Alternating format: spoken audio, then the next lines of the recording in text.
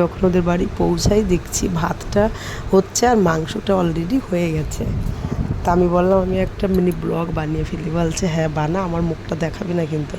আর এই যে ভাতটাও হয়ে গেছে। এখন আমার বোন খুব সুন্দর বিরিয়ানি বানায়, রাইস করে, ও খুব ভালো পারে। আমি আবার অত ভালো পারি না, কিন্তু আমি খেতে ভালো পারি বন্ধুরা।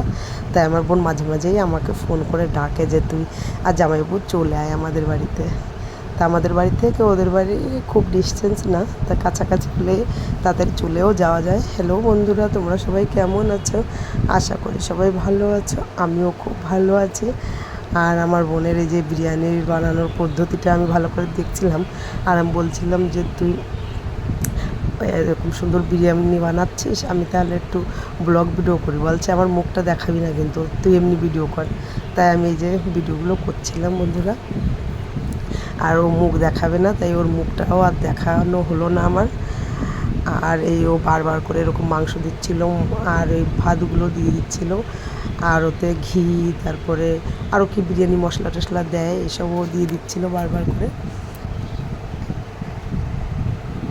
আর আমি বসে বসে এই যে ভিডিওগুলো করছি বন্ধুরা। আমার বোন সত্যি খুব ভালো বিরিয়ানি বানায়, ও মাঝে মাঝেই বানায়, কিন্তু আমার একদমই ভালো লাগে না এইসব করতে, অনেক ঝামেলা। আমি দোকানের বিরিয়ানি ভালো খাই না, ওই কারণেই বাড়ির বিরিয়ানিটা আমার খুব ভালো লাগে।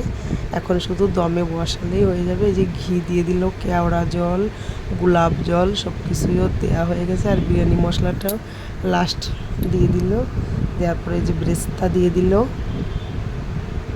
সব কমপ্লিট। এখন এই যে দমে বসালো, কেওড়া জলটাও দিয়েছে কিন্তু ভিডিওটা করা হয়নি। যাই হোক, দমে বসানো হয়ে গেল বন্ধুরা। তোমাদের কেমন লাগলো কমেন্ট করে কিন্তু জানিও। এই যে আমাদের দমটাও হয়ে গেছে, বিরিয়ানিটা এত সুন্দর বন্ধুরা সেন্ট বেরোচ্ছিল, তা তো আবার বলে বোঝানো যাবে না।